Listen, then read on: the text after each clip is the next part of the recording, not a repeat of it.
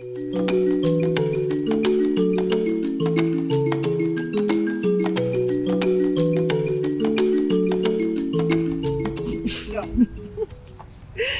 everyone, this is Marjory Wildcraft with the Grow Network, and I am so delighted to actually be, my daughter and I are getting to stay for a couple of days at Dr. Patrick Jones' house.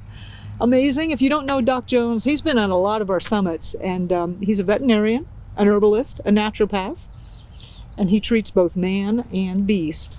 That's right. Man and beast. It's been fun. We've been getting to watch him treat all these kitties and doggies and really amazing stuff.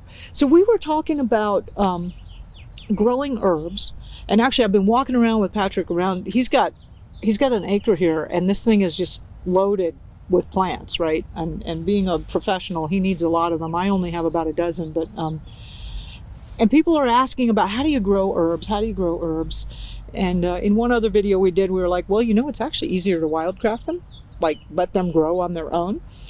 And one thing I've been noticing about your garden, so people are like, the herbs you have here are well tended, so they're in good soil, and they're getting all the water they want, and they're humongous. Like I've never seen plantain leaves so big. So yeah, and they're real easy to grow, and if you give them really good conditions, they grow really big. Yeah, that's really true. But it's actually interesting. You have to be a little careful with them because if you're too nice to them, they don't accumulate the defenses and the medicine and the things they need. And so we're having a sort of a crazy wet spring here, and everything's huge and beautiful. But a lot of these plants, especially if they're desert plants, you do well to sort of try and recreate that environment a little bit. You can make a big, beautiful something. Yellow dock's a great example. If you harvest yellow dock in a creek where it likes to grow because it's wet and it's got all these free resources, and you slice into those roots, they're just white as a sheet. There's no medicine in there.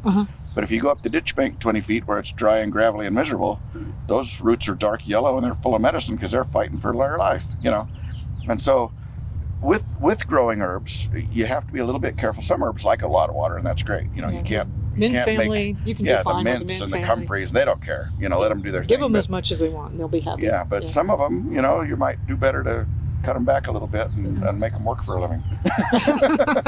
Be a little tough with them. That's right, tough love. Yeah, tough love. Tough love with your herbs. But most of them, if you do have them in a controlled bed of garden soil, then they do pretty well. They do very well. They're very easy to grow. We have, there's some things. You know what I think about putting them in garden beds? Sometimes it's like dandelion roots. I know because people would think it'd be crazy you're going to put dandelion roots in a garden bed. But the thing is you're going after the root. So if you have it in a good friable soil, then it's like easy to get to that root. Exactly. Whereas, or burdock, I've tried harvesting that out in the wild, and I did not have the jackhammer that you needed in order to get to it. So we that's very true, and harvesting is lots easier if you have a more loose soil. But we also we have two sites. We've got my place here, and then we've got another site down in the valley where my manufacturing guy Stephen lives, and his situation is a much more sort of natural, permaculture-y, let stuff grow wherever it wants to kind of an operation. His yard is kind of half wild, and sort of the way I do it. Yeah, which is fine, and there's nothing wrong with doing it that way either. It doesn't have to be Better Homes and Gardens, And we have a lot of things. When you start growing herbs, a lot of these are very aggressive, enthusiastic kids, and they want to be, they know you didn't mean to leave them in that bed. You meant to have them everywhere, making everything beautiful, and comfrey, like the beautiful comfrey. Comfrey is like that. I've been seeing that. But kind of regretting it. I put it in my garden right now. Yeah. You'll learn. But we have a lot of things that are just volunteer everywhere, and we just let them do it. I've got stuff, valerian or calendula or cleavers or comfrey or whatever, and they set up shop on this corner of the place instead of that corner. I say, great, do your thing, and we'll harvest you when you're ready, and that's fine. You have to be a little open-minded with these kids, or you'll go crazy because they're gonna spread. They're gonna go where they want to go.